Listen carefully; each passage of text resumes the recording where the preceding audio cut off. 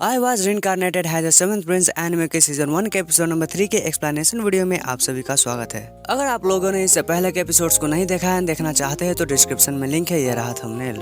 आप चाहे तो जाकर देख सकते हैं एंड हो सके कि आप लोग इस चैनल पर नए तो सब्सक्राइब कर दीजिएगा एंड इस वीडियो को लाइक भी। एपिसोड के स्टार्टिंग में हम एक लीच को देखते हैं। लीच को देखकर शुरू में टाओ डर जाती है एंड जब लियो टाओ से पूछता है कि लीच क्या है तो टाओ लीच कुछ भी नहीं है ऐसा बोलकर लियो पे अटैक करके लियो को डंजन से दूर कर देती है।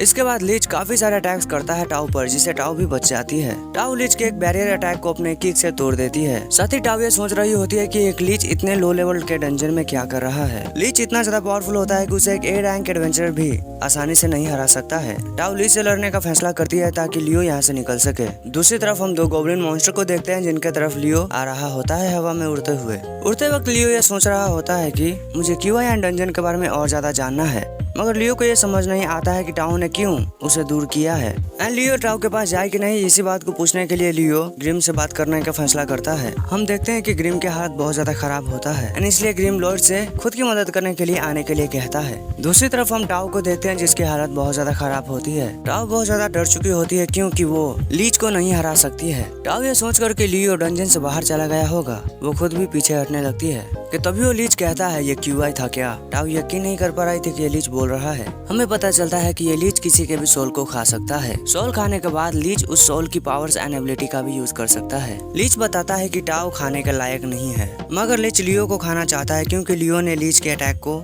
डॉज किया था। टाओ कहती है कि तुम और लियो बिल्कुल ही अलग हो। साथ ही टाओ लियो से खुश भी होती है क्योंकि और लोग क्यूआई को एक नॉर्मल कुंफू के जैसा मानते हैं, मगर लियो को क्यूआई बहुत ज्यादा पसंद है एंड उसे वो अमेजिंग लगता है। फिर टाओ लीच पे अटैक कर देती है, मगर लीच के बैरियर की वजह से टाओ का अटैक फेल हो जाता है, मगर फिर भी टाओ लीच के बैरियर पे अटैक करती रहती है। साथ ही हमें ये पता चलता है कि टाओ 5 साल की एज से ही क्यूआई पे वर्क कर रही है। अपने बारे में कुछ देर और बात करने के बाद टाओ अपने एक पावरफुल अटैक से लीच के बैरियर को तोड़ देती है। बैरियर तोड़ने के बाद टाओ के पास बिल्कुल भी स्ट्रेंथ नहीं बची होती है, वो बहुत ही ज्यादा थक चुकी होती है। टाओ की इस हालत को देखकर लीच टाओ का मजाक उड़ाता है, साथ ही ये भी कह देता है कि तुम्हारी जिंदगी तो मीनिंगलेस है। फिर लीच टाओ पर अटैक कर देता है। वो अटैक टाओ को लग जाता है। हमें लगता है कि टाओ मर गई है, मगर तभी लीच के उस अटैक को लियो तोड़ देता है। फिर लीच से लड़ने का फैसला लियो कर लेता है टाओ को बचाने के लिए एंड थोड़ी सी मस्ती करने के लिए। वही दूसरी तरफ टाओ को समझ नहीं आ रहा था कि ये बैरियर कहाँ से आया एंड लियो यहाँ पर क्या कर रहा है, मगर लियो का ऐसा फेस देखकर टाओ कुछ भी नहीं कहती है। फिर एक तरफ लीच अपना स्पेल पढ़ता है, दूसरी तरफ लियो भी एक स्पेल की मदद से बैरियर के बाहर चला जाता है बिना बैरियर को तोड़े। एंड अभी जो लियो ने किया है उसे देखकर लीच हैरान होता है। साथ ही दूसरी तरफ लियो क्यूआई यूज करने का भी तैयारी करता है। एक तरफ लियो सोच रहा होता है तो दूसरी तरफ लीच लियो पे अटैक करता है, मगर लियो अपने बैरियर की मदद से बच जाता है। लियो कंबाइन करना चाहता था क्यू एंड सोसरी को, जो कि बहुत ही ज्यादा मुश्किल होता है। दूसरी तरफ लीच के लगातार अटैक्स के बाद भी लियो का बैरियर नहीं टूट रहा होता है, तो इसमें लीच सोचता है कि ये कैसा बैरियर है। फिर लियो बहुत सारे एयर को इनहेल करने लगता है एंड एक स्पेल की मदद से अपने अंदर एयर को कुछ इस तरह से बना देता है एंड इसके बाद लियो लगातार बहुत सारे एयर को इनहेल करने लगता है।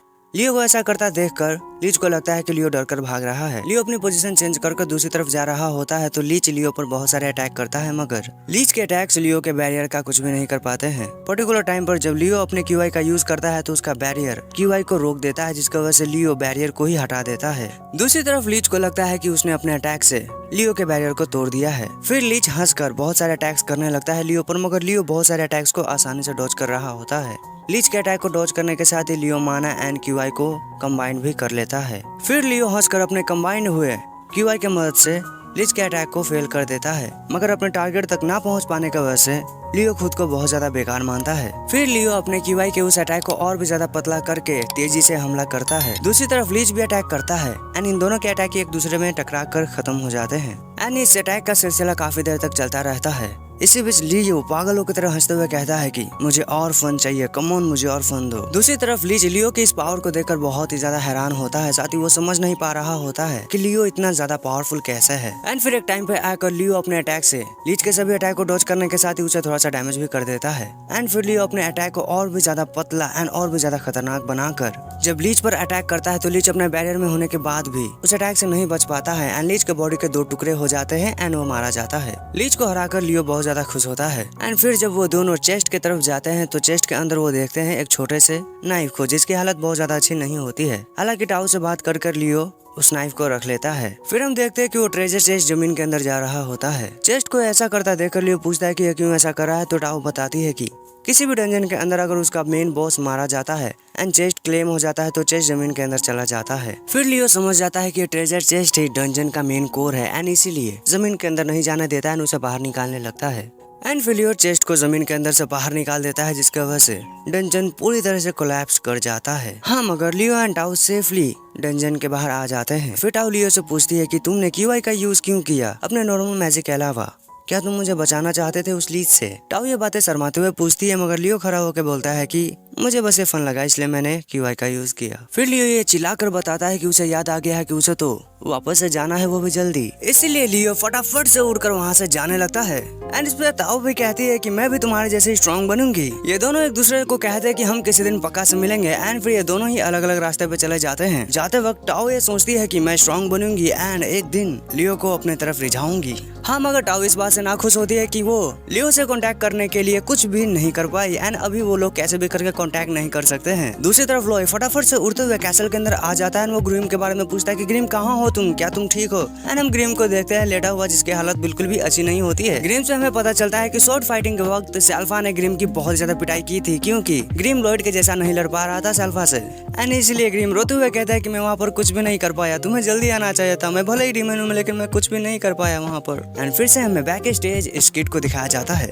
बैक स्टेज के स्किट में हमें दिखाया जाता है कि लॉयड एक छोटे से थैले के अंदर बहुत सारे सामान भरता है एंड सरप्राइजिंगली वो सभी सामान थैले के अंदर समा भी जाते हैं। फिर हमें उसी थैले के बारे में बताया जाता है। हमें बताया जाता है कि वो थैला split class spell domain magnification का यूज करके बनाया गया है, जिसकी मदद से वो थैला बिल्कुल डोरेमोन के पॉकेट के जैसा ही काम करता है, यानी कि वो थैले के अंदर 4th डायमेंशन है एंड इसी वजह से उसके अंदर बहुत सारे सामान आसानी से समा जाते हैं। फिर हम देखते हैं कि लॉर्ड बहुत सारे सामान जो भी वो लाया था उसे निकालता है, तो उसे पता चलता है कि इसमें से ज्यादातर सामान तो बेकार कचरे हैं एंड यहीं पर बैक स्टेज स्किट खत्म हो जाता है। अब जो चाकू लॉर्ड लाया था उसे देखकर ग्रीम कहता है तो तुम्हें ये मिला है। इस पे लॉर्ड माफी भी मांगता है क्योंकि वो चाकू बेकार था, मगर हमें पता चलता है कि लॉर्ड एक गर्म पानी के अंदर जब वो चाकू को उबालता है तो उसमें से एक स्पेल बाहर आता है और इस स्पेल की मदद से किसी भी वेपन के पावर को बढ़ाया जा सकता है एंड इसलिए ये यूज भी होता है। हमें पता चलता है कि चाकू के ऊपर रेनफोर्स स्ट्रेंथ का यूज हुआ है स्पेल एंड इसी स्पेल के related Lloyd and Graeme research करने का सोचते हैं, मगर लॉयड कहता है कि इतना ज्यादा आसान नहीं होने वाला है। इसके बाद हमें पता चलता है कि जो मानाई चाकू पे यूज हुआ है वो बहुत ही ज्यादा रेयर है एंड इसीलिए लॉयड अपने मैजिक की मदद से ये पता लगा लेता है कि ये माना किस मटेरियल से बना है एंड वो मटेरियल होते हैं ऑयल, सिल्वर एंड हेमेटाइट, जहाँ पर ऑयल एंड सिल्वर तो बहुत ही ज्यादा आसानी से मिल जाते हैं मगर हेमेटाइट थोड़ा सा रेयर होता है। अब हमें पता चलता है कि वो हेमेटाइट तो रेयर है, मगर लॉयड के लिए कुछ भी मुश्किल नहीं है क्योंकि जो बक्सा उठा के लाया था वहाँ से वो एक तरह से हेमेटाइट से ही बनता है एंड लॉयड चाहे तो उसमें से हेमेटाइट बहुत सारा निकाल सकता है। एंड फिर इसके बाद लॉयड अपने पापा जी से बहुत सारे सिल्वर के कॉइन ले लेता है। अब लॉयड के पापा ये सोचकर खुश हो रहे थे कि लॉयड तो बहुत ही अच्छा बच्चा है, पता नहीं वो क्या ही यूज करेगा अपने इस मनी का। फिर लॉयड एक दरवाजे को बंद करता है, दरवाजे पे लिखा होता है कि अंदर मत आना। डोर के अंदर लॉयड बहुत सारे सिल्वर कॉइन्स एंड फायर को मिलाकर अपनी एक्सपेरिमेंट कर रहा होता है। फिर इसके बाद हम लॉयड को सैल्फा के साथ लड़ते हुए देखते हैं शॉर्ट फाइटिंग में एंड इस बार लॉयड बहुत ही अच्छे से लड़ रहा होता है एंड साथ ही लॉयड कुछ मैजिक ट्रिक का यूज भी करता है जिससे सैल्फा को भी थोड़ा सा परेशानी होता है, मगर एक टाइम पर आकर लॉयड सैल्फा को नहीं ढूंढ पाता है क्योंकि सैल्फा तो लॉयड के उसी मैजिक के नीचे ही खड़ी होती है एंड इसी बात का फायदा उठाकर सैल्फा लॉयड को हरा देती है एंड लॉयड आसमान से सीधा सैल्फा की गोदी में गिरता है। शॉर्ट फाइटिंग एक शर्त पर रखी गई थी कि अगर लॉयड जीता है तो लॉयड को ढेर सारा ऑयल मिलेगा, मगर अब क्योंकि लॉयड हार गया था तो उसे नहीं मिलना चाहिए था, मगर फिर भी सैल्फा लॉयड को ढेर सारा ऑयल देती है। सैल्फा को कोई भी प्रॉब्लम नहीं थी इस ऑयल से क्योंकि सैल्फा तो खुश थी कि लॉयड वापस से फाइनली ठीक हो चुका है। दूसरी तरफ ग्रीम सैल्फा को देख रहा होता है एंड वो सोच रहा होता है कि ये सैल्फा तो मॉन्स्टर है क्योंकि इसके सामने जब मैं नहीं टिक पाया एंड लॉयड भी नहीं टिक पाता है तो कौन ही टिक पाएगा। फिर इसके बाद सैल्फा मन में ये सोचने लगती है कि 10 साल की एज में लॉयड इतना अच्छा है तलवारबाजी में, तो वो जब जवान होगा तो सबकी फाड़ देगा, बहुत ही अच्छा तलवारबाज एंड एक नाइट बनेगा। फिर इसके बाद लॉयड वहाँ से जाने लगता है एंड सैल्फा भी बाई कहती है लॉयड को कि अच्छे से कुकिंग करना। फिर हम वापस उस बंद हुए दरवाजे को देखते हैं जहाँ पर लिखा होता है कि जिस किसी को अपनी जिंदगी प्यारी नहीं है वो बेशक अंदर आ सकता है एंड दरवाजे के अंदर Lloyd and Graeme silver pulse, oil and pulse hematite का यूज कर रहे होते हैं अपनी एक्सपेरिमेंट में एंड फिर इसके बाद लॉयड एल्बर्ट के पास आ जाता है एंड एल्बर्ट से कहता है कि मुझे ढेर सारा हथियार चाहिए। इस बात को सुनकर अल्बर्ट हंसते हुए कहता है कि मैंने तो सोचा था कि मेरा छोटा भाई कुछ क्यूट सी चीज मांगेगा एंड फिर अल्बर्ट अपनी सभी नाइट को कहता है कि क्या तुम मेरी मदद करोगे मेरे भाई की इस इच्छा को पूरी करने में। फिर सभी नाइट बहुत सारे तलवारों को बाहर निकालते हैं लॉयड को देने के लिए, हालांकि कोई भी नाइट खुश नहीं होता है अपनी तलवार लॉयड को देने में। सभी नाइट खुश इसलिए नहीं थे क्योंकि ये सभी नाइट मान रहे थे कि लॉयड जो कि सिर्फ 10 साल का बच्चा है वो वेपन के पावर इंक्रीज करने वाले स्पेल का यूज बिल्कुल भी नहीं कर सकता है क्योंकि उस स्पेल को बड़े बड़े मैजिशियन भी यूज नहीं कर सकते हैं, तो ये छोटा सा बच्चा क्या ही कर लेगा। हालांकि इन सभी बात को कोपचे में ग्रिम सुन रहा होता है एंड ग्रिम इन सभी बातों को सुनकर गुस्सा हो रहा होता है। फिर हम ग्रिम को गुस्से में ये कहते हुए देखते हैं कि हम उन्हें दिखा देंगे कि वेपन कैसा बनता है, वो भी उस जगह पर जहाँ पर वेपन तैयार होने वाला है। इसके बाद लॉर्ड बहुत सारे लेयर के स्पेल्स तलवारों पे लिखने लगता है, जिसकी वजह से बहुत से तलवार एक एक करके टूटने लगते हैं। अब ऐसे ही तलवारों को अच्छे से बनाने के चक्कर में दिन से रात हो जाती है, रात से फिर से दिन हो जाता है। एंड फिर पूरे 120 तलवारों में से सिर्फ 50 ही तलवार ऐसे होते हैं जो कि अच्छे खासे हालत में होते हैं। एंड बाकी 70 तलवारों को तोड़ने के लिए लॉर्ड माफी भी मांगता है अपने बड़े भाई यानी कि अल्बर्ट से। हमें ये पता चलता है कि लॉर्ड लगभग 80 तलवारों को तैयार कर चुका होता है, मगर लॉर्ड उन तैयार हुए तलवारों में फिर से स्पेल ऐड करने लगता है, जिसकी वजह से 50 ही तलवार बच पाते हैं। लॉर्ड के इस कारनामे पे अल्बर्ट को लगता है कि लॉर्ड मैंने जितना सोचा था उससे भी ज्यादा गॉड गिफ्टेड है। अब सभी नाइट में से एक को लगता है कि शायद से लॉर्ड ठीक कह रहा है, मगर एक कहता है कि नहीं वो बच्चा है तो वो झूठ बोल रहा है। एंड ऐसा कहकर जब वो नाइट उस तलवार को अपने म्यान में रखता है तो उसका म्यान ही बीच से कट जाता है। फिर इसके बाद अल्बर्ट अपने तलवार को देखता है एंड लॉर्ड कहता है कि मैं इन तलवारों को चेक करना चाहूंगा, तो क्या हम इनका एक्शन करवा सकते हैं। तो अल्बर्ट कहता है ठीक है तो फिर चलो हमारे साथ हंटिंग पे, वैसे भी पापा ने रिक्वेस्ट किया है।